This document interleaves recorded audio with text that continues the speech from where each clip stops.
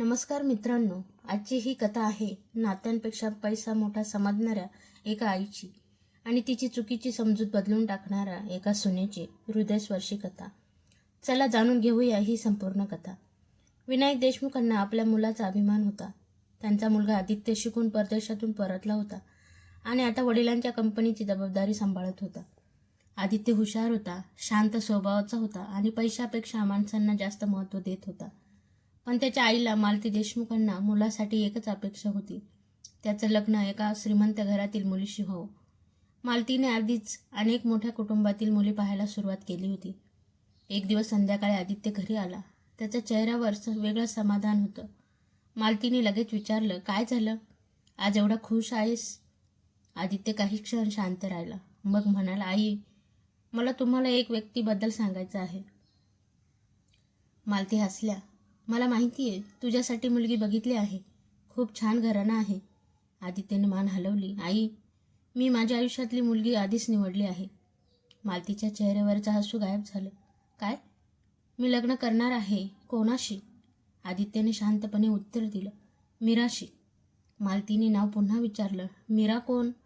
आदित्य म्हणाला, ती एका छोट्या गावातून आलेली आहे. तिचे वडील काही वर्षापूर्वी गेले. आई घरात शिवणकाम करते. मीरा स्वतः नोकरी करून घर चालवायला मदत करते. मालती काही क्षण त्याच्याकडे बघत राहिले. मग अचानक त्यांचा आवाज बदलला, म्हणजे गरीब घरची मुलगी. आदित्यने मान हलवली, हो. आणि तू तिच्याशी लग्न करणार? हो आई, कारण मला तिच्यावर प्रेम आहे. मालती संतापल्या, देशमुख कुटुंबाचा मुलगा एका गरीब मुलीशी लग्न करणार? लोक काय म्हणतील? आदित्य शांतपणे म्हणाला, लोक काहीही म्हणू देत आई, मला माझं आयुष्य जगायचं आहे. मालतीने कठोर शब्दात सांगितलं, जर तू त्या मुलीशी लग्न केलंस तर आजपासून माझं आणि तुझं नातं संपलं. घरात शांतता पसरली. विनायक देशमुख आत आले होते. त्यांनी पत्नीला समजावण्याचा प्रयत्न केला, मालती, मुलाचं आयुष्य आहे, त्याला निर्णय घेऊ दे. पण मालतीचा हट्ट कायम होता, नाही, माझ्या घराची सून मी ठरवणार. आदित्यने आईकडे पाहिलं. त्याच्या डोळ्यात दुःख होतं, पण निर्णय पक्का होता. तो फक्त एवढंच म्हणाला, आई, मला तुमची परवानगी हवी होती, पण माझं प्रेम सोडवण्याची किंमत देऊन नाही. आणि तो घरातून बाहेर पडला. त्याला कल्पना नव्हती की पुढची 8 वर्ष त्याच्या आईला त्याच्यापासून दूर ठेवणारा हा निर्णय एक दिवस त्याच घराचं भविष्य ठरणार होता. कारण 8 वर्षांनी ज्या गरीब मुलीला मालतीने घराच्या उंबरठ्यावरही येऊ दिलं नव्हतं, तीच एक दिवस त्या घराची शेवटची आशा बनणार होती. आदित्य घरातून बाहेर पडला, पण त्याच्या मनात आईचे शब्द सतत घुमत होते, त्या मुलीशी लग्न केलंस तर माझं आणि तुझं नातं संपलं. तो कारमध्ये बसला आणि काही क्षण तसा शांत राहिला. त्याच वेळी मीराचा फोन आला. आदित्य, आईशी बोललास? आदित्यने काही क्षण उत्तर दिलं नाही.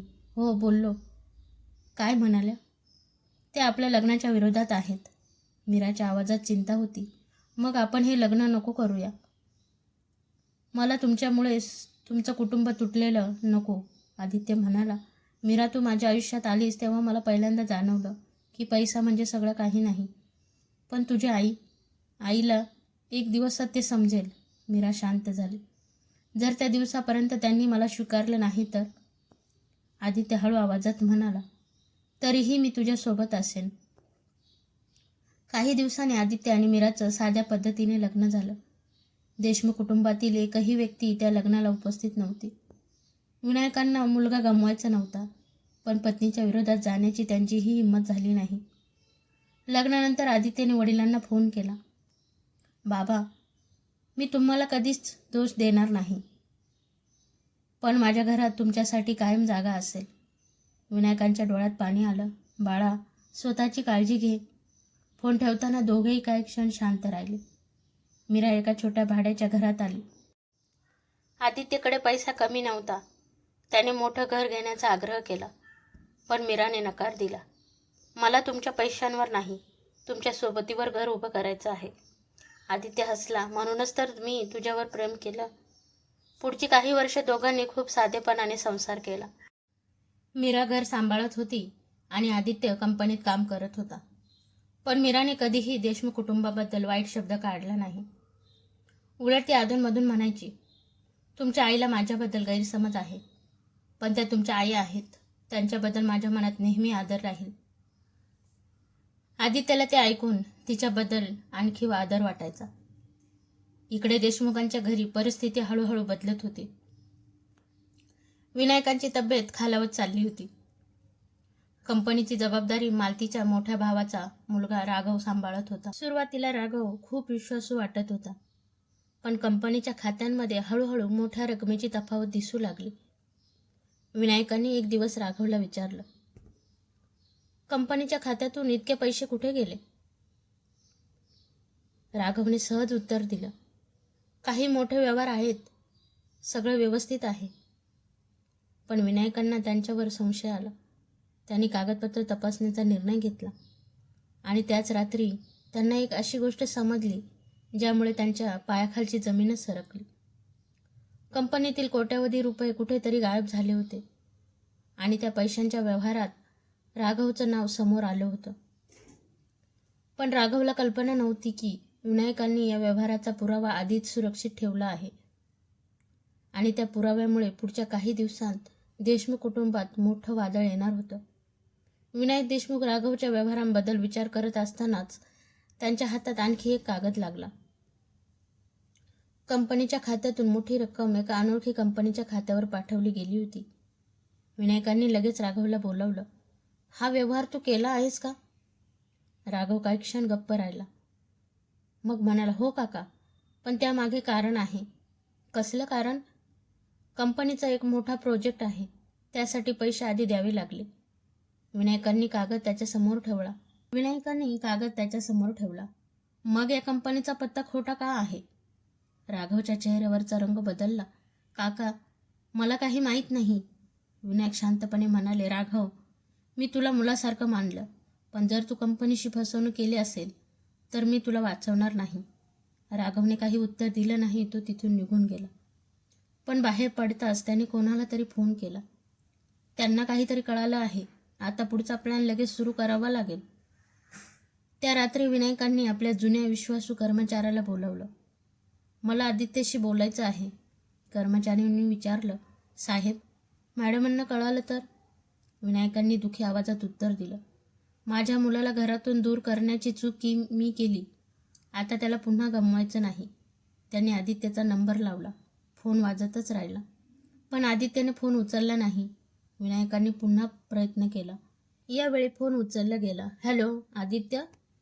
वडिलांचा आवाज ऐकताच आदित्य काही क्षण शांत झाला. बाबा?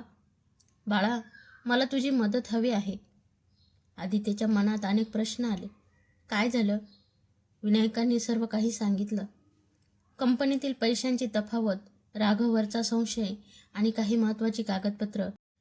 आदित्यने गंभीर आवाजात विचारलं, बाबा, तुम्ही पोलिसांकडे का जात नाही? कारण मला आधी खात्री हवी आहे आणि मला वाटतं या सगळ्या मागे राघव एकटाच नाही. आदित्यला धक्का बसला. म्हणजे? कंपनीच्या आतला कुणीतरी त्याला मदत करत आहे. आदित्यने ही गोष्ट मीराला सांगितली. मीरा काही क्षण शांत राहिली. मग ती म्हणाली, तुम्ही बाबांना मदत करा.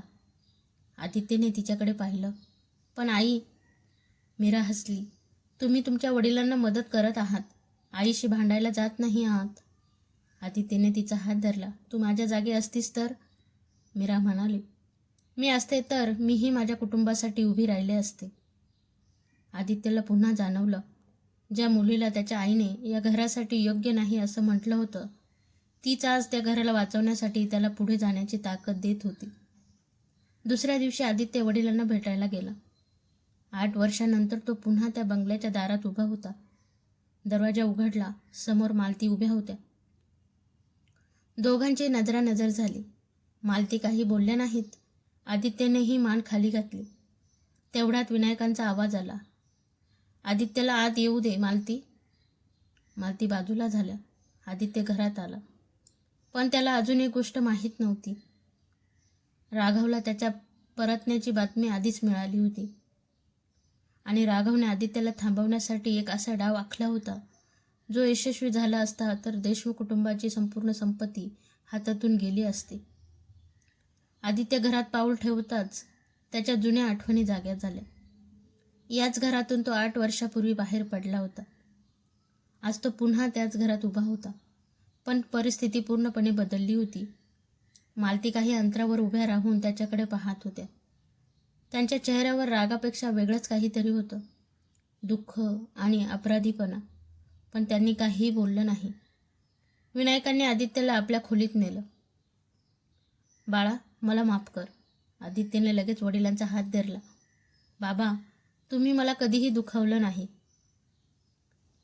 पण मी तुला थांबवलं नाही. आदित्य काही बोलला नाही. विनायकांनी एक फाईल त्यांच्या समोर ठेवली. हे कंपनीचे मागचे 6 महिन्यांचे व्यवहार आहेत. राघवने अनेक खात्यांमध्ये पैसे वळवले आहेत. आदित्यने कागदपत्र काळजीपूर्वक पाहायला सुरुवात केली. बाबा, हे फक्त पैसे चोरण्याचं प्रकरण नाही. म्हणजे कुणीतरी कंपनीवर ताबा मिळवण्याचा प्रयत्न करत आहे. विनायकांच्या चेहऱ्यावर चिंता दिसली. तेवढ्यात बाहेरून मालतीचा आवाज आला. आदित्य. आदित्य बाहेर आला. मालती त्याच्याकडे पाहत म्हणाला, तुझी पत्नी कशी आहे? आदित्य काही क्षण गप्प राहिला. ठीक आहे. तिने तुला माझ्यापासून दूर केलं नाही ना? आदित्यच्या चेहऱ्यावर दुःख उमटलं. आई, मी तुमच्यापासून दूर गेलो कारण तुम्ही मला तिची निवड करण्याची शिक्षा दिलीत. मीराने कधीच तुमच्याबद्दल एक वाईट शब्द बोलला नाही. मालतीच्या डोळ्यात पाणी आलं. पण त्या काही बोलण्याआधीच त्यांचा फोन वाजला. फोन राघवचा होता. मावशी, आदित्य घरी आला आहे का? मालतीने उत्तर दिलं, हो. फोनच्या दुसऱ्या बाजूला काही क्षण शांतता होती. मग राघव म्हणाला, त्याला कंपनीच्या कागदपत्रांपासून दूर ठेवा. हे तुमच्या कुटुंबासाठी चांगलं आहे. मालतीला संशय आला. का? सगळं घरी आल्यावर सांगतो. फोन कट झाला. त्याच रात्री आदित्यने कंपनीचे सर्व डिजिटल व्यवहार तपासायला सुरुवात केली. एका खात्यातून वारंवार पैसे एका छोट्या कंपनीकडे पाठवले गेले होते. त्या कंपनीचा मालक कोण आहे हे पाहताच आदित्य थबकला. हे शक्यच नाही. विनायकाने विचारलं, काय झालं? आदित्यने स्क्रीन त्यांच्या समोर केली. या कंपनीच्या संचालकांपैकी एक व्यक्ती राघवची पत्नी आहे. विनायकांना धक्का बसला. म्हणजे राघवने स्वतःच्या कुटुंबाच्या नावावर कंपनी उभी करून देशमुखांच्या पैशांचा वापर केला होता. पण अजून मोठं रहस्य बाकी होतं. आदित्यने व्यवहारांची तारीख पाहिली. पहिला व्यवहार विनायक आजारी पडण्याच्या 2 दिवस आधी झाला आणि शेवटचा व्यवहार आदित्य घरी परतण्याच्या आदल्या दिवशी. विनायकांच्या चेहऱ्यावर भीती उमटली. म्हणजे तो अजूनही कंपनीतून पैसे काढतोय? आदित्यने गंभीरपणे उत्तर दिलं, हो. आणि जर आपण त्याला थांबवलं नाही तर काही दिवसात कंपनी दिवाळखोरीत जाऊ शकते. तेवढ्यात आदित्यच्या मोबाईलवर एक मेसेज आला. तुम्ही जे शोधत आहात त्याचं उत्तर कंपनीत नाही, तुमच्या स्वतःच्या घरात आहे. आदित्य आणि विनायक एकमेकांकडे पाहू लागले. आदित्यने हळू आवाजात विचारलं, हा मेसेज कुणी पाठवला असेल? पण उत्तर मिळण्याआधीच घराच्या मुख्य दरवाजावर जोरदार आवाज झाला. कोणीतरी बाहेरून ओरडत होतं, देशमुख साहेब, ताबडतोब दरवाजा उघडा. तुमच्या कंपनीविरुद्ध मोठी तक्रार दाखल झाली आहे. सगळ्यांच्या चेहऱ्यावर भीती पसरली आणि आदित्यला पहिल्यांदाच जाणवलं, हा खेळ फक्त पैशांचा नव्हता. दरवाजावर पुन्हा जोरात आवाज झाला. देशमुख साहेब, दरवाजा उघडा. विनायकांनी आदित्यकडे पाहिलं. ही वेळ कोणती आहे? आदित्यने शांतपणे उत्तर दिलं, बाबा घाबरू नका. आधी काय झालं ते समजून घेऊया. दरवाजा उघडताच 2 अधिकारी आत आले. त्यांच्याकडे कंपनीविरुद्ध दाखल झालेल्या तक्रारीची कागदपत्र होती. एका अधिकाऱ्याने सांगितलं, देशमुख इंडस्ट्रीजच्या खात्यामध्ये मोठ्या प्रमाणात आर्थिक गैरव्यवहार झाल्याची तक्रार आहे. विनायक हादरले. पण आमच्या कंपनीत असा कोणताही गैरव्यवहार झालेला नाही. अधिकाऱ्याने कागद पुढे केला. आमच्याकडे व्यवहारांचे पुरावे आहेत. आदित्यने कागद हातात घेतला. त्याने प्रत्येक व्यवहार बारकाईने पाहिला. अचानक तो थांबला. हे व्यवहार कंपनीच्या अधिकृत खात्यातून झालेले नाहीत. अधिकारी म्हणाला, म्हणजे? ही बनावट कागदपत्र आहेत. कुणीतरी कंपनीच्या नावाचा गैरवापर केला आहे. विनायकाने सुटकेचा श्वास घेतला. पण आदित्य अजूनही गंभीर होता. तुम्ही तक्रार कुणी केली हे सांगू शकता? अधिकाऱ्याने फाईल पाहिली. तक्रार एका भागधारकाने केली आहे. नाव? अधिकाऱ्याने उत्तर दिलं, राघव देशमुख. विनायकांच्या चेहऱ्यावर धक्का उमटला. राघवने?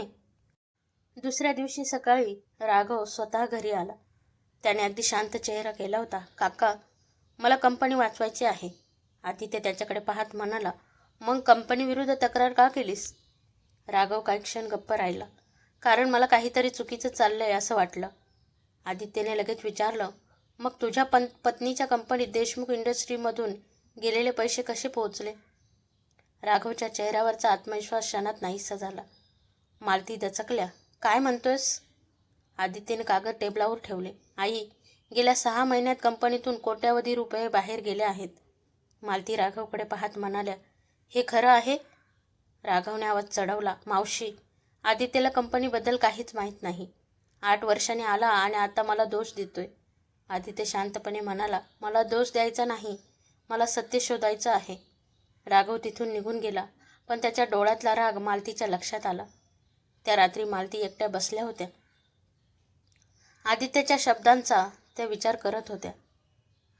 8 वर्षापूर्वी त्यांनी मीराला नाकारलं होतं, पण आज त्यांचा स्वतःचा पुतण्या त्यांच्या कुटुंबाविरुद्ध उभा राहिला होता. त्यांना अचानक मीराची आठवण झाली. ती मुलगी कशी असेल? त्यांनी पहिल्यांदाच मनापासून हा प्रश्न स्वतःला विचारला. तेवढ्यात विनायक खोलीत आले. मालती, अजून वेळ गेलेली नाही. मालतींनी विचारलं, कशासाठी? आदित्यला आणि मीराला परत आपल्या आयुष्यात आणण्यासाठी. मालतीच्या डोळ्यात पाणी आलं. मी खूप मोठी चूक केली का? विनायक म्हणाले, आपण सगळे चुका करतो, पण चूक मान्य करण्यासाठी धैर्य लागतं. दुसऱ्या दिवशी मालतीने पहिल्यांदा मीराला फोन करण्याचा निर्णय घेतला. त्यांनी नंबर शोधला. बोटं थरथरत होती. फोन लागला. हॅलो. मीराचा शांत आवाज ऐकून मालती काही क्षण बोलूच शकल्या नाहीत. मीरा म्हणाली, कोण बोलतंय? मालतीच्या डोळ्यात अश्रू आले. त्या फक्त एवढंच म्हणाल्या, मी तुझी सासू बोलते. फोनच्या दुसऱ्या बाजूला काही क्षण शांतता पसरली. मालती पुढे म्हणणार इतक्यात अचानक घरातील लाईट बंद झाली आणि त्याच क्षणी विनायकांच्या खोलीतून एक मोठा आवाज आला. सगळे धावत तिकडे गेले. टेबलावर ठेवलेली महत्त्वाची फाईल गायब होती. आदित्यने खिडकीकडे पाहिलं. खिडकी उघडी होती आणि बाहेरच्या रस्त्यावर राघवची गाडी वेगाने निघून जात होती. राघवची गाडी रस्त्यावरून वेगाने निघून गेली. आदित्य काही क्षण खिडकीतून तिच्याकडे पाहत राहिला. तो फाईल घेऊन गेला आहे. विनायक घाबरले. त्या फाईलमध्ये काय होतं तुला माहीत आहे? आदित्यने मान हलवली. हो, कंपनीच्या मागच्या 8 वर्षातील महत्त्वाचे व्यवहार आणि काही गोपनीय कागदपत्र. मालतीच्या चेहऱ्यावर चिंता दिसत होती. आता काय करणार? आदित्य म्हणाला, आपण त्याच्या मागे जाण्यापेक्षा आधी हे शोधूया की त्याला फाईलमध्ये नेमकं काय हवं होतं. तेवढ्यात मीराचा फोन आला. आदित्यने फोन उचलला. मीरा? आदित्य, आईचा फोन आला होता. आदित्य काही क्षण शांत राहिला. त्यांनी काय सांगितलं? काही नाही, फक्त माझ्याशी बोलायचं होतं. आदित्यने मालतींकडे पाहिलं. मालतीच्या डोळ्यात अपराधीपणा होता. मीरा पुढे म्हणाली, आदित्य, काहीतरी गंभीर घडतंय का? आदित्यने तिला सगळं सांगितलं. मीरा शांतपणे म्हणाली, तुम्ही घरी असताना कंपनीचे कागदपत्र गायब झाले असतील तर कदाचित कुणीतरी घरातील माहिती वापरली आहे. आदित्य दचकला. म्हणजे? फाईल कुठे ठेवली होती हे फार कमी लोकांना माहीत होतं. आदित्यने लगेच घरातील सर्व लोकांची माहिती तपासायला सुरुवात केली. काही वेळाने त्याला एक महत्त्वाची गोष्ट लक्षात आली. फाईल ज्या कपाटात होती त्याची चावी फक्त विनायक आणि मालतीकडे होती. मालती म्हणाल्या, मी ती चावी कुणालाही दिली नाही. विनायक म्हणाले, मीही नाही. आदित्यने कपाटाचं कुलूप तपासलं. ते तुटलेलं नव्हतं. म्हणजे फाईल घेणाऱ्या व्यक्तीकडे चावी होती. अचानक मालतीच्या चेहऱ्यावर भीती दिसली. माझी चावी कालपासून दिसत नाही. आदित्यने विचारलं, कधीपासून? काल रात्री. आदित्य शांत झाला. म्हणजे कुणीतरी आधी चावी घेतली होती. दरम्यान राघव आपल्या ऑफिसमध्ये पोहोचला. त्याने फाईल टेबलावर ठेवली आणि घाईघाईने ती उघडली. पहिल्या काही पानांवर कंपनीचे व्यवहार होते. मात्र शेवटच्या पानावर त्याची नजर थांबली. त्याच्या चेहऱ्यावरचा रंग उडाला. त्या पानावर एका जुन्या व्यवहाराची नोंद होती. राघवच्या नावाने झालेला पहिला मोठा आर्थिक व्यवहार आणि त्याखाली दुसऱ्या व्यक्तीची सही होती. राघव कुजबुजला. हे कागद इथे कसे आले? त्याने लगेच फोन काढला. आपण अडचणीत आलो आहोत, फोनच्या दुसऱ्या बाजूने विचारलं. काय झालं? राघव म्हणाला, फाईलमध्ये आपल्याला संपवू शकणारा पुरावा आहे, तो नष्ट कर. राघव काही क्षण गप्प राहिला. पण एक समस्या आहे. काय? आदित्यला आता संशय आला आहे. घरी आदित्यने मीराला पुन्हा फोन केला. मीरा, तू आज आईशी बोललीस का? हो. काय वाटलं तुला? मीरा काही क्षण शांत राहिली. मला वाटतं त्या बदलल्या आहेत. आदित्य हसला. मलाही तसंच वाटतं. तेवढ्यात मालती त्यांच्या जवळ आल्या. त्यांच्या हातात एक जुना फोटो होता. आदित्य, काय झालं आई? मालतीने फोटो त्यांच्या हातात दिला. हा फोटो मला आज कपाटामागे सापडला. आदित्यने फोटो पाहिला. त्यात राघव एका अनोळखी व्यक्तीसोबत उभा होता. मीराने फोनवरून विचारलं, कुणाचा फोटो आहे? आदित्य म्हणाला, माहीत नाही. मालती हळू आवाजात म्हणाल्या, पण हा माणूस मला ओळखीचा वाटतो. कुठे पाहिलात? मालती काही क्षण विचार करत राहिल्या. मग अचानक त्यांना आठवलं. 8 वर्षापूर्वी तुझ्या आणि मीराच्या लग्नाच्या दिवशी हा माणूस आपल्या घराबाहेर उभा होता. आदित्यच्या चेहऱ्यावर आश्चर्य उमटलं. म्हणजे राघवचा हा खेळ आजपासून सुरू झालेला नव्हता. तो तब्बल 8 वर्षापासून सुरू होता आणि आता त्या अनोळखी माणसाचा शोध घेणं अत्यावश्यक होतं. कारण मीराने फोनवरून एकच वाक्य म्हटलं, आदित्य, मला वाटतं तुमच्या आईने मला त्या दिवशी नाकारण्यामागेही कुणाचा तरी हात होता. ही सही बनावट आहे. आदित्यने लगेच बँकेशी संपर्क साधला. चौकशी केल्यावर एक धक्कादायक माहिती समोर आली. कर्जासाठी वापरलेली कागदपत्र 8 वर्षापूर्वी तयार करण्यात आली होती. म्हणजे राघवचा कट लग्नाच्या आधीपासूनच सुरू होता. आदित्यने मीराकडे पाहिलं. तू बरोबर होतीस, मीराने शांतपणे उत्तर दिलं. आता आपल्याला फक्त एक गोष्ट शोधायची आहे. काय? त्यावेळी राघवसोबत कोण होतं? मालतीने लगेच तो जुना फोटो आणला. फोटोतील अनोळखी व्यक्तीकडे मग सगळ्यांनी पाहिलं. तेवढ्यात विनायक अचानक म्हणाले, हा माणूस मला माहीत आहे. सगळे त्यांच्या दिशेने वळले. विनायकांच्या आवाजात भीती होती. हा राघवचा माणूस नाही. मग कोण? विनायक म्हणाले, हा माझ्या कंपनीचा माजी कायदेशीर सल्लागार आहे आणि 8 वर्षापूर्वी त्यानेच मला एका महत्त्वाच्या कागदावर सही करायला भाग पाडलं होतं. विनायकांचं वाक्य ऐकताच खोलीत शांतता पसरली. आदित्यने विचारलं, बाबा, तुम्ही कोणत्या कागदावर सही केली होती? विनायक काही क्षण विचार करत राहिले. मला पूर्ण आठवत नाही, पण त्या दिवशी राघव आणि कंपनीचा माजी कायदेशीर सल्लागार दोघेही माझ्यासोबत होते. मालतीने घाबरत विचारलं, मग त्या कागदावर काय होतं? मला सांगण्यात आलं होतं की तो कंपनीच्या एका नवीन प्रकल्पासाठीचा करार आहे. मीराने लगेच विचारलं, तुम्ही तो करार वाचला होता का? विनायकांनी मान खाली घातली. त्यावेळी माझी तब्येत खराब होती. मी त्यांच्यावर विश्वास ठेवला. आदित्यने फाईलमधील कागद पुन्हा पाहिला. म्हणजे त्या सहीचा वापर करून नंतर कर्ज घेतलं असण्याची शक्यता आहे, मीरा म्हणाली. हो, आणि हे सिद्ध करण्यासाठी आपल्याला त्या मूळ कराराची प्रत शोधावी लागेल. सगळ्यांनी घरातील जुनी कागदपत्र तपासायला सुरुवात केली. मालती एका जुन्या कपाटासमोर थांबले. इथे बाबांचे काही जुने कागद आहेत. कपाट उघडलं. एकामागोमाग एक फाईल बाहेर काढण्यात आली. शेवटी एका जुन्या फाईलवर तारीख पाहून आदित्य थांबला. 8 वर्षापूर्वीची तारीख. त्याने फाईल उघडली. आत काही करारपत्र होती, पण मुख्य कागद गायब होता. मीरा म्हणाली, यातून एक पान काढलं आहे. विनायकांनी कपाळावर हात ठेवला. म्हणजे कुणीतरी पुरावे मुद्दाम काढून ठेवले आहेत. तेवढ्यात मालती म्हणाल्या, थांबा.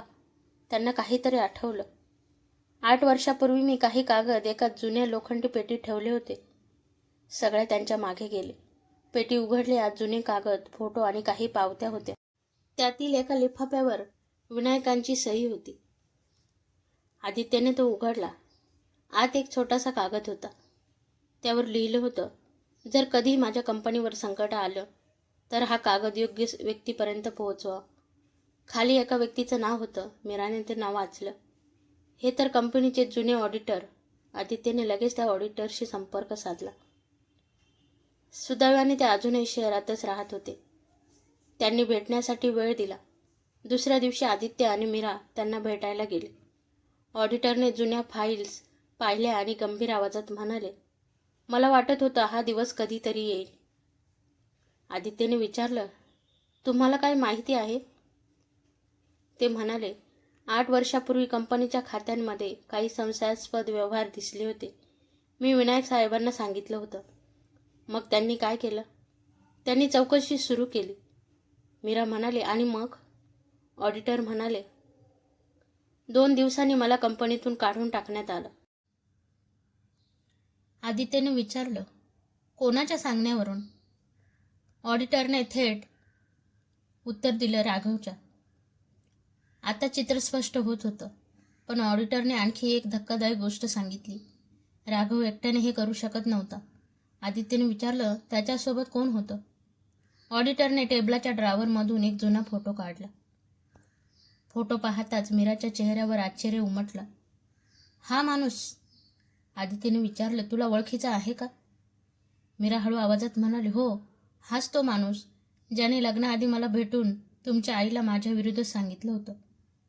आदित्यच्या चेहऱ्यावर गंभीर भाव आले. ऑडिटर म्हणाले, त्याचं नाव शरद कुलकर्णी, तोच कंपनीचा माजी कायदेशीर सल्लागार. आदित्यने विचारलं, तो आता कुठे आहे? ऑडिटर काही क्षण शांत राहिले. मग म्हणाले, तो शहरात नाही. कुठे आहे माहीत नाही. तेवढ्यात मीराचा फोन वाजला. तिने फोन उचलला. दुसऱ्या बाजूने एका अनोळखी व्यक्तीचा आवाज आला. शरदला शोधू नका, कारण त्याला शोधलं तर तुमच्या कुटुंबाचं 8 वर्षापूर्वी लपलेलं सर्वात मोठं सत्य समोर येईल. फोन कट झाला. मीरा आणि आदित्य एकमेकांकडे पाहत राहिले, कारण आता प्रश्न फक्त कंपनी वाचवण्याचा नव्हता, तर 8 वर्षापूर्वी त्यांच्या लग्नाला विरोध का करण्यात आला याचं खरं कारण शोधण्याचा होता. फोन कट झाल्यानंतर आदित्य आणि मीरा काही क्षण शांत बसले. मीराच्या मनात एकच प्रश्न होता, माझ्या आणि आदित्यच्या लग्नाला विरोध करण्यामागे खरंच फक्त माझं गरीब घर होतं का? आदित्यने तिच्याकडे पाहिलं. मीरा, आता मला वाटतं आईला कोणीतरी मुद्दाम चुकीची माहिती दिली होती. पण कोण? शरद किंवा राघव? दोघांनी ठरवलं की आधी घरी जाऊन विनायकांना सगळं सांगायचं. घरी पोहोचल्यावर त्यांनी ऑडिटरने सांगितलेली प्रत्येक गोष्ट विनायकांना सांगितली. शरदचं नाव ऐकताच विनायक काही क्षण गप्प राहिले. मग त्यांनी हळू आवाजात सांगितलं, शरदने मला एकदा सांगितलं होतं की मीरा चांगल्या घरातली मुलगी नाही. मालती दचकल्या. तुम्हालाही त्याने असं सांगितलं होतं का? हो, आदित्यने विचारलं. मग तुम्ही मला का सांगितलं नाही? विनायक म्हणाले, कारण त्यावेळी मला वाटलं होतं की हा फक्त लग्नाचा विषय आहे, पण आता लक्षात येतंय की त्याचा संबंध कंपनीशीही होता. मीरा शांतपणे म्हणाली, म्हणजे मला तुमच्या घरापासून दूर करण्याचा प्रयत्न करू नये कुणीतरी आदित्यलाही कंपनीपासून दूर ठेवू इच्छित होतं. विनायकांनी मान हलवली. बहुधा. तेवढ्यात मालती अचानक उठल्या. मला काहीतरी आठवलं. सगळे त्यांच्याकडे पाहू लागलं. 8 वर्षापूर्वी मीरा आणि आदित्यच्या लग्नाच्या आधी शरद माझ्याकडे एक फोटो घेऊन आला होता. कसला फोटो? आदित्यने विचारलं. मीराचा. मीरा दचकली. माझा? हो. त्याने सांगितलं होतं की तू पैशासाठी आदित्यच्या मागे आहेस. मीराच्या डोळ्यात अश्रू आले. पण तो फोटो कुठला होता? मालती म्हणाल्या, मला तेव्हा काहीच समजलं नाही, पण आता मला वाटतं तो फोटो बनावट परिस्थितीत काढला गेला असावा. आदित्यने विचारलं, तो फोटो अजून आहे का? मालतीने काही क्षण विचार केला. कदाचित त्या जुन्या कपाटातून एक अल्बम घेऊन आल्या. पान उलटताना अचानक एक फोटो खाली पडला.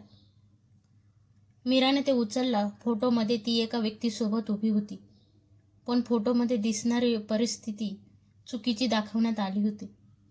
मीराने लगेच सांगितलं, हा माणूस माझ्या जुन्या ऑफिसमधला कर्मचारी आहे. त्या दिवशी आम्ही एका सामाजिक कार्यक्रमासाठी गेलो होतो. आदित्यने फोटो बारकाईने पाहिला. फोटोच्या मागे एक तारीख आणि ठिकाण लिहिलं होतं. तेच ठिकाण जिथे 8 वर्षापूर्वी कंपनीचा एक महत्त्वाचा व्यवहार झाला होता. आदित्यने लगेच शरद आणि राघवच्या जुन्या व्यवहारांची कागदपत्र पुन्हा तपासली. एक धागा सापडला. 8 वर्षापूर्वी कंपनीच्या खात्यातून मोठी रक्कम एका ट्रस्टला देण्यात आली होती. त्या ट्रस्टचा विश्वस्त होता शरद कुलकर्णी.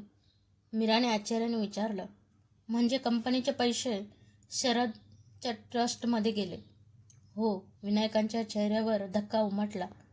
मला त्या व्यवहाराची माहिती दिलीच नव्हती. आदित्य म्हणाला. म्हणूनच त्यांनी तुम्हाला दुसऱ्या कागदावर सही करायला लावली. सगळं हळूहळू स्पष्ट होत होतं. पण अजून एक प्रश्न बाकी होता. शरदला मीराला आदित्यपासून दूर का करायचं होतं? त्या रात्री मीरा आपल्या जुन्या वस्तू पाहत होती. तिला एका जुना फोटो सापडला. फोटोच्या मागे एक फोन नंबर लिहिलेला होता. तिने नंबर पाहताच थबकली. आदित्य, काय झालं? हा नंबर मला लग्नाआधी एका व्यक्तीने दिला होता. कोणी? मीरा म्हणाली, शरद कुलकर्णी. आदित्यच्या चेहऱ्यावर गंभीर भाव आले. त्याने तुला हा नंबर का दिला होता? मीराने आठवण्याचा प्रयत्न केला. त्याने मला सांगितलं होतं, जर मला आदित्यपासून दूर व्हायचं असेल तर या नंबरवर फोन कर. आदित्य काही क्षण गप्प राहिला. मग त्याने तो नंबर आपल्या फोनमध्ये सेव्ह केला आणि अचानक त्याच नंबरवरून फोन आला. सगळे स्तब्ध झाले. आदित्यने कॉल उचलला. दुसऱ्या बाजूने एक शांत आवाज आला. आदित्य, तुला सत्य जाणून घ्यायचं असेल तर उद्या सकाळी एकटाच जुन्या कंपनीच्या कार्यालयात ये. आदित्यने विचारलं, तुम्ही कोण? उत्तर आलं, ज्याच्यामुळे तुझं आणि मीराचं लग्न झालं आणि ज्याच्यामुळे तुझ्या आईने तिला नाकारलं. फोन कट झाला. आदित्यने मीराकडे पाहिलं. आता 8 वर्षापूर्वीच्या प्रत्येक घटनेमागचं खरं सत्य उघड होण्याची वेळ आली होती.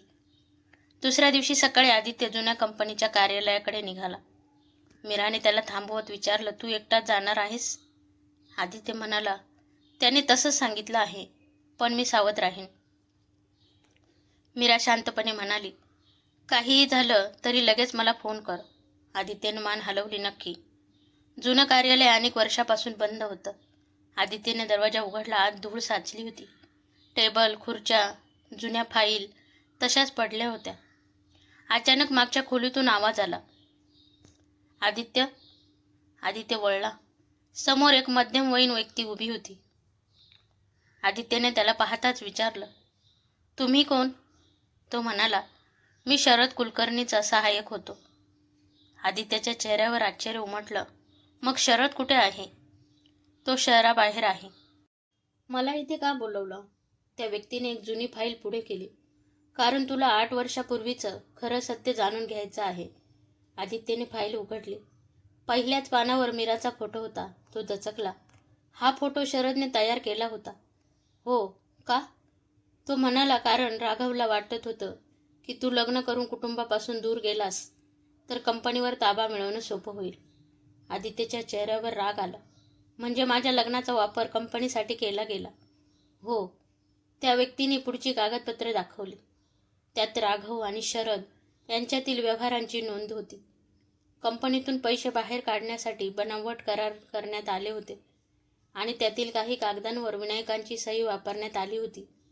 आदित्य म्हणाला, बाबांना याची कल्पनाच नव्हती. नाही. मग हे कधी उघड होणार होतं? तो म्हणाला, जर तुझं लग्न झालं नसतं तर विनायक साहेब कंपनीची संपूर्ण तपासणी करणार होते. आदित्यला धक्का बसला. म्हणजे माझं लग्न थांबवणं हा त्यांच्या योजनेचा भाग होता? हो. तेवढ्यात त्या व्यक्तीने आणखी एक कागद बाहेर काढला. हा सर्वात महत्त्वाचा पुरावा. आदित्यने कागद घेतला. त्यावर राघवची सही होती. खाली लिहिलं होतं, विनायक देशमुख यांच्यानंतर कंपनीच्या नियंत्रणासाठी आदित्यला व्यवसायापासून दूर ठेवणे आवश्यक आहे. आदित्यच्या हातात कागद थरथरला. हा कागद पोलिसांना दिला पाहिजे. तो म्हणाला, देऊ, पण अजून एक पुरावा आहे. काय? मीराला बदनाम करण्यासाठी वापरलेला फोटो. तो कुठे आहे? त्या व्यक्तीने एका जुन्या कपाटाकडे बोट दाखवलं.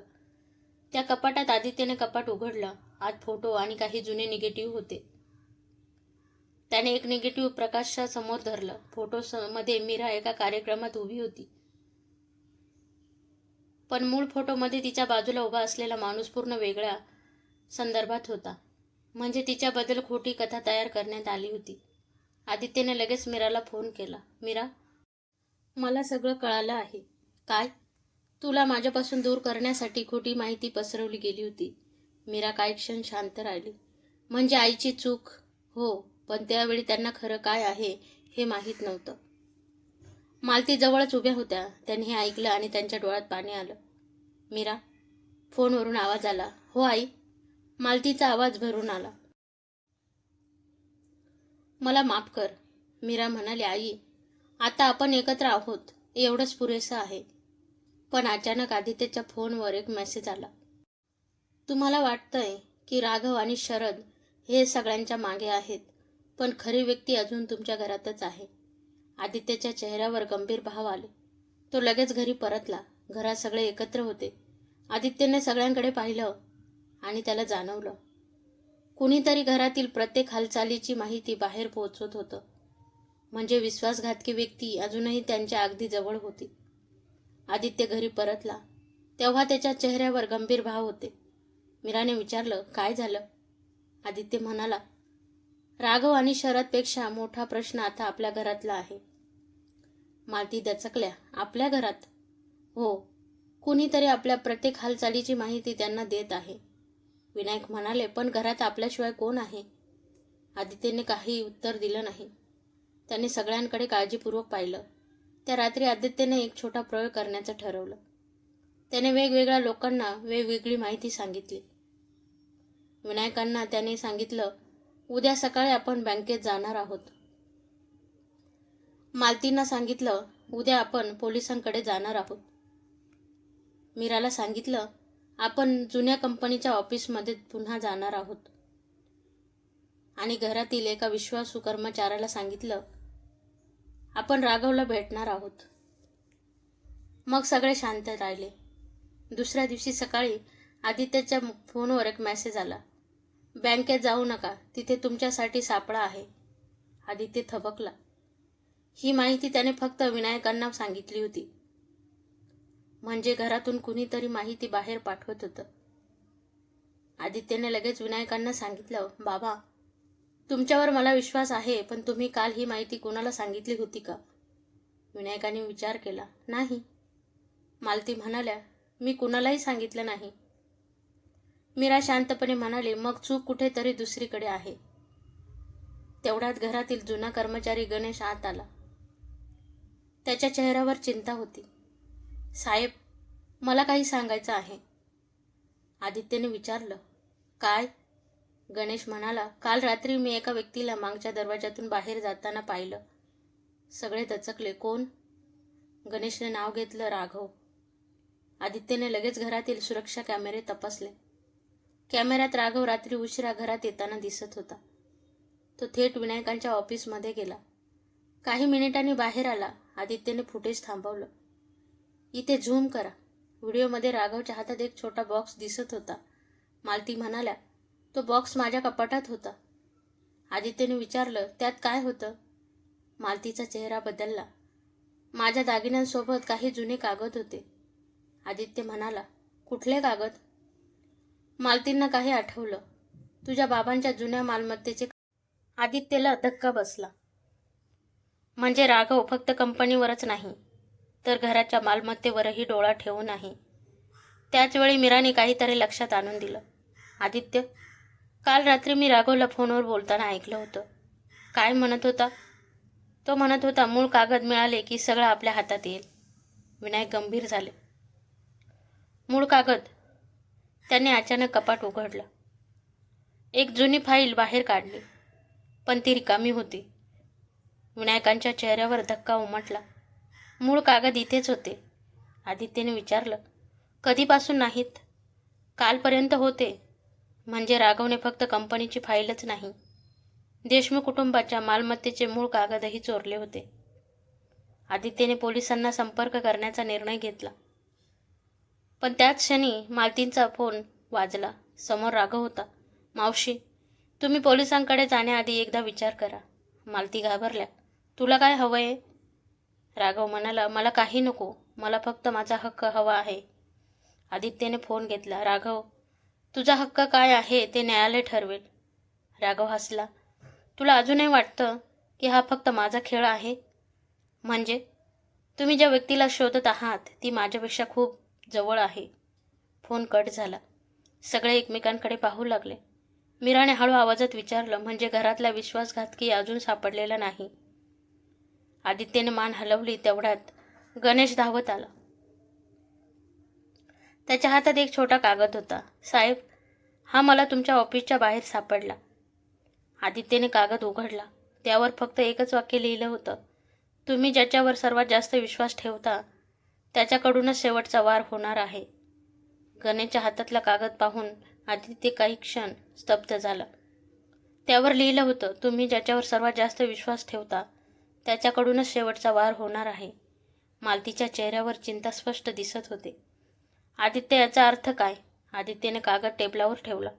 आपल्याला घाबरवण्याचा प्रयत्न आहे, पण आपण भावनेनं निर्णय घेणार नाही. मीरा शांतपणे म्हणाली, आधी आपल्याकडे असलेले पुरावे सुरक्षित करूया. आदित्यने मान हलवली. बरोबर. त्यांनी कंपनीचे सर्व डिजिटल रेकॉर्ड एका सुरक्षित ठिकाणी ठेवण्याचा निर्णय घेतला. पण तेवढ्यात विनायकांना अचानक आठवलं, आपल्या जुन्या तिजोरीत अजून एक फाईल आहे. आदित्यने विचारलं, कुठली? ज्या व्यवहारांवर मी 8 वर्षापूर्वी सही केली होती त्यांची मूळ प्रत. सगळ्यांच्या नजरा एकमेकांकडे वळाल्या. विनायकांनी तिजोरी उघडली. फाईल तिथे होती. आदित्यने ती उघडली. पहिल्या काही पानांवर कंपनीचे करार होते, पण एका कागदावर त्यांची नजर थांबली. बाबा, काय? इथे तुमची सही खाली एक अतिरिक्त अट आहे. विनायकांनी कागद हातात घेतला. त्यांच्या चेहऱ्यावर धक्का उमटला. ही अट मी कधीच पाहिली नव्हती. मीराने कागद बारकाईने पाहिला. हा कागद नंतर जोडला गेला असावा, आदित्य म्हणाला, आणि त्यावर शरदची सही आहे. म्हणजे 8 वर्षापूर्वी तयार केलेल्या करारात फेरफार करून कंपनीच्या मालकीवर हक्क मिळवण्याचा प्रयत्न झाला होता. पण त्या कागदावर अजून एका व्यक्तीची सही होती, मालतीची. मालतीने कागद पाहिला आणि घाबरून म्हणाल्या, ही माझी सही आहे, पण मी या कागदावर कधीच सही केली नाही. आदित्यने लगेच तज्ज्ञांकडून सही तपासण्याचा निर्णय घेतला. काही तासांनी अहवाल आला. सही बनावट होती. मालतींच्या डोळ्यात अश्रू आले. म्हणजे माझ्याही नावाचा गैरवापर झाला होता तर? मीरा त्यांच्या जवळ बसली. आई, यात तुमची काही चूक नाही. मालतीने तिचा हात धरला. तू मला आई म्हणतेस आणि मी 8 वर्ष तुला दूर ठेवलं. मीरा हसली. आता त्या 8 वर्षाचा विचार नको करूया. तेवढ्यात आदित्यच्या फोनवर एक फोटो आला. फोटोमध्ये राघव एका व्यक्तीसोबत बसलेला होता. आदित्यने फोटो झूम केला. त्याच्या चेहऱ्यावर आश्चर्य उमटला. हा? मालतीने विचारलं, कोण आहे? आदित्य म्हणाला, आपल्या कंपनीचा सध्याचा मुख्य अकाउंटंट. विनायक दचकले. पण तो तर गेली 15 वर्ष आपल्या कंपनीत काम करतोय. मीरा शांतपणे म्हणाली, म्हणजे कदाचित आपल्याला ज्याच्यावर सर्वात जास्त विश्वास होता. आदित्यने वाक्य पूर्ण केलं. तोच राघवला आतली माहिती देत होता. आदित्यने लगेच अकाउंटंटला ऑफिसमध्ये बोलावलं. तो आल्यावर आदित्यने त्याच्यासमोर फोटो ठेवला. याबद्दल काय सांगाल? अकाउंटंट काही क्षण शांत राहिला. मग त्याने दीर्घ श्वास घेतला. साहेब, मी राघवला माहिती दिली होती. मालतींना धक्का बसला. का? त्याने मला धमकावलं होतं. माझ्या मुलाच्या शिक्षणासाठी घेतलेल्या कर्जाचा फायदा घेऊन त्याने मला अडचणीत आणलं. आदित्यने विचारलं, तू कंपनीचे कागद त्याला दिलेस? हो. मूळ मालमत्तेचे कागद? तो खाली मान घालून म्हणाला, हो. आदित्य काही क्षण शांत राहिला. मग ते कागद आता कुठे आहेत? अकाउंटंटने घाबरून उत्तर दिलं, राघवकडे नाहीत. मग? तो म्हणाला, राघव ते एका तिसऱ्या व्यक्तीकडे देणार होता, आज रात्री. आदित्यने विचारलं, कोण? अकाउंटंटने एक नाव सांगितलं. ते नाव ऐकताच विनायक खुर्चीतच बसले. कारण तो माणूस होता शरद कुलकर्णी. आणि सर्वात मोठा धक्का म्हणजे शरद आज रात्री शहरात परतला होता. शरद शहरात परतल्याची बातमी ऐकताच विनायकांच्या चेहऱ्यावर चिंता दिसू लागली. तो इतक्या वर्षांनी अचानक परत का आला? आदित्य म्हणाला, कारण त्याच्याकडे अजूनही आपल्या कुटुंबाला अडचणीत आणणारे पुरावे आहेत. मीरा शांतपणे म्हणाली, आणि त्याला माहीत आहे की आपण त्याच्यापर्यंत पोहोचलो आहोत. आदित्यने लगेच पोलिसांना माहिती दिली आणि राघवच्या हालचालींवर लक्ष ठेवण्याचा निर्णय घेतला. रात्री एक गाडी शहराच्या बाहेरच्या जुन्या गोदामाजवळ थांबली. राघव खाली उतरला. काही क्षणांनी दुसरी गाडी आली. त्यातून शरद बाहेर आला. राघवने एक फाईल त्याच्या हातात दिली. हे सगळं मूळ कागद आहेत. शरदने फाईल उघडली. मालमत्तेचे कागद? हो, आणि कंपनीच्या जुन्या करारांच्या प्रतिसुद्धा. शरद हसला. आता देशमुख कुटुंब आपल्याला थांबवू शकणार नाही. राघव म्हणाला, पण आदित्यला बरंच काही कळलं आहे. शरदचा चेहरा गंभीर झाला. म्हणूनच आज रात्री आपल्याला सगळं संपवावं लागेल. त्यांना कल्पना नव्हती की गोदामाच्या बाहेर पोलिसांची टीम आधीच पोहोचली होती. अकाउंटंटने दिलेल्या माहितीनुसार आदित्यने पोलिसांना संपूर्ण योजना सांगितली होती. पोलिसांनी दोघांना रंगेहात पकडलं. शरदच्या हातातील फाईल जप्त करण्यात आली. राघवने पळण्याचा प्रयत्न केला, पण पोलिसांनी त्याला थांबवलं. आदित्य काही अंतरावर उभा होता. राघवने त्याच्याकडे पाहिलं. तू मला हरवलंस असं समजू नको. आदित्य शांतपणे म्हणाला, मी तुला हरवलेलं नाही. तुझ्या स्वतःच्या चुकीने तुला इथपर्यंत आणलं आहे. पोलिसांनी शरदची चौकशी सुरू केली. शेवटी त्याने 8 वर्षापूर्वीची संपूर्ण योजना कबूल केली. राघवला कंपनीवर ताबा मिळवायचा होता. त्यासाठी आदित्यला व्यवसायापासून दूर ठेवणं आवश्यक होतं. मीराबद्दल खोटी माहिती तयार करण्यात आली होती. मालतीच्या मनात तिच्याविषयी गैरसमज निर्माण करण्यात आले. विनायकांच्या सहीचा गैरवापर करण्यात आला. कंपनीच्या खात्यातून पैसे वगळण्यात आले आणि नंतर बनावट कर्ज तयार करण्यात आलं. हे ऐकताना मालतींच्या डोळ्यात अश्रू आले. त्यांनी मीराचा हात घट्ट धरला. तुझ्याबद्दल मी जे काही विचार केला ते सगळं खोटं होतं. मीरा म्हणाली, आई, आता सत्य समोर आलं आहे ना, आपण पुढे जाऊया. काही दिवसांत कंपनीवरील अनेक आरोप दूर झाले. मूळ कागदपत्र परत मिळाली. बनावट कर्जाच्या व्यवहाराची चौकशी सुरू झाली. विनायकांनी आदित्यकडे पाहत म्हटलं, तू परत आलास म्हणून आज हे घर वाचलं. आदित्य हसला. मी एकटा परत आलो नाही बाबा. त्याने मीराकडे पाहिलं. ती माझ्यासोबत आली होती. मालतीने मीराला जवळ घेतलं. आजपासून तू या घराची सून नाहीस. मीरा आश्चर्याने त्यांच्याकडे पाहू लागली. मालती हसून म्हणाल्या, तू या घराची मुलगी आहेस. मीराच्या डोळ्यात अश्रू आले. पण त्याच क्षणी विनायकांच्या हातात आलेल्या एका नवीन कागदामुळे सगळ्यांचाच आनंद पुन्हा काळजीत बदलला. कागदावर एका जुन्या बँक खात्याचा उल्लेख होता. त्या खात्यातून 8 वर्षापूर्वी मोठी रक्कम दुसऱ्याच व्यक्तीला देण्यात आली होती आणि त्या व्यक्तीचं नाव पाहताच आदित्यच्या चेहऱ्यावरचे भाव बदलले. कारण ते नाव होतं विनायक देशमुखांच्या सर्वात जवळच्या मित्राचं. म्हणजे राघव आणि शरदच्या मागे अजूनही एक मोठा खेळाडू असण्याची शक्यता होती. विनायकांच्या मित्राचं नाव कागदावर पाहताच आदित्य काही क्षण गप्प राहिला. बाबा, हे कसं शक्य आहे? विनायकाने कागद हातात घेतला. त्यांच्या चेहऱ्यावर विश्वासच बसत नव्हता. हा माझा सर्वात जुना मित्र आहे. मी त्याच्यावर भावापेक्षा जास्त विश्वास ठेवला.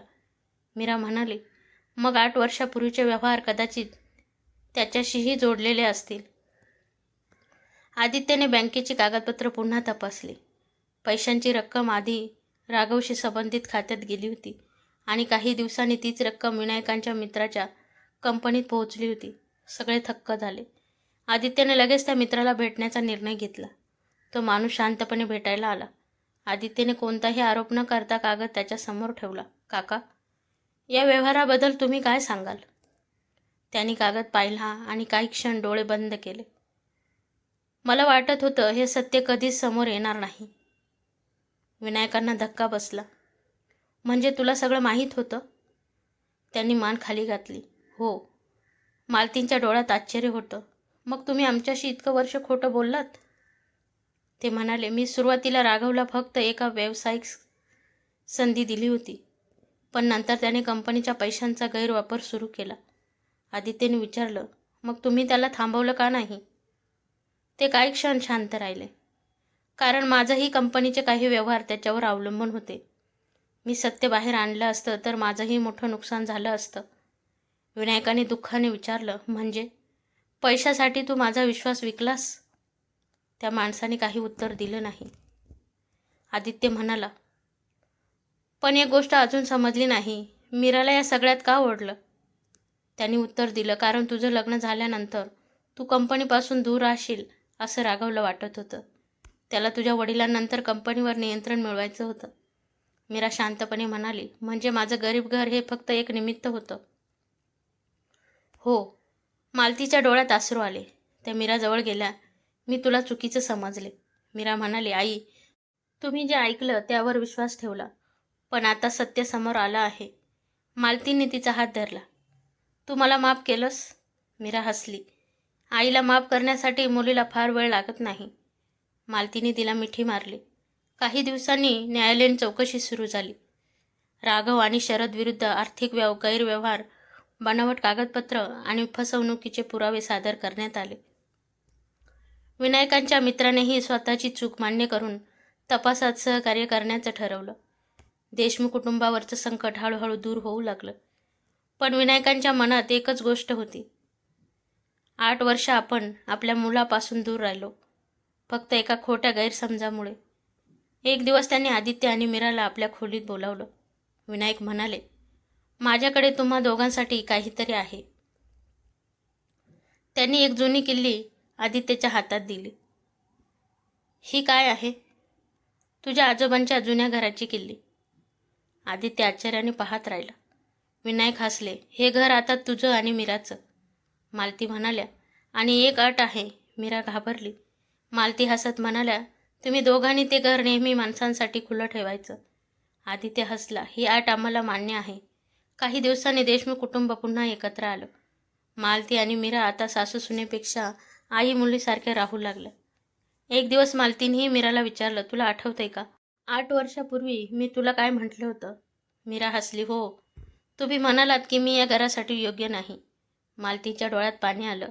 आज मला जाणवतंय, त्या दिवशी गरीब कोण होतं आणि श्रीमंत कोण होतं हे मला समजलंच नव्हतं. मीरा त्यांचा हात हातात घेत म्हणाले, आई, नाती पैशाने नाही, मनाने श्रीमंत होतात. मालतीने तिला जवळ घेतलं आणि त्या क्षणी 8 वर्षाचा दुरावा पूर्णपणे संपला. पण या सगळ्या सुखामागे मीराच्या मनात एक विचार मात्र कायम राहिला. जर तिने त्या कठीण काळात आदित्यची साथ सोडली असती तर आज हे कुटुंब पुन्हा कधीच एकत्र आलं नसतं. आणि म्हणूनच या कथेचा सर्वात मोठा धडा, खरं नातं संपत्ती पाहून नाही, तर संकटात कोण आपल्या बाजूने उभं राहतं यावर ओळखलं जातं. काही महिन्यात देशमुख कुटुंबांचं आयुष्य पुन्हा सुरळीत झालं. कंपनीवरील संकट दूर झालं होतं. राघव आणि शरदच्या कटाचा पर्दाफाश झाला होता आणि विनायकांनी पुन्हा कंपनीची जबाबदारी आदित्यकडे सोपवली होती. पण आदित्यच्या मनात आता व्यवसायापेक्षा एक गोष्ट अधिक महत्त्वाची झाली होती, कुटुंब. एक सकाळी आदित्य ऑफिसला निघत असताना मीराने त्याला थांबवलं. आज संध्याकाळी लवकर या. का? आईने सगळ्यांना घरी बोलवलं आहे. आदित्य हसला. काही खास आहे का? माहीत नाही, पण आईच्या चेहऱ्यावर कालपासून वेगळाच आनंद आहे.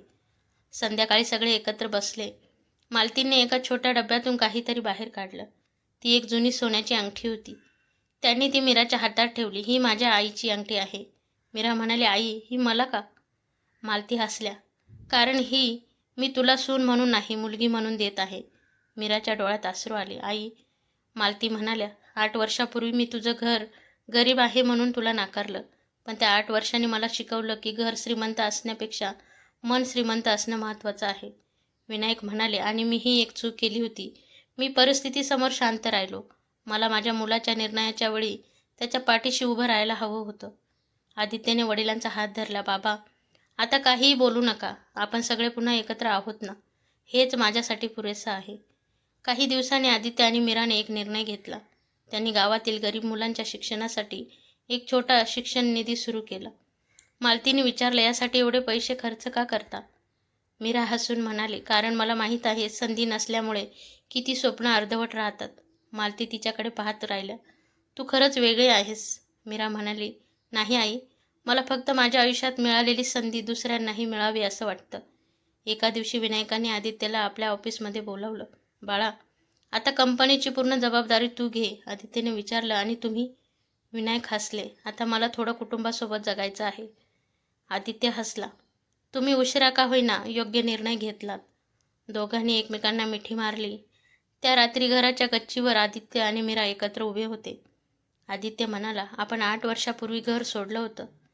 मीरा म्हणाली, हो, तेव्हा आपल्याकडे पैसा होता, पण घर नव्हतं. मीरा हसली.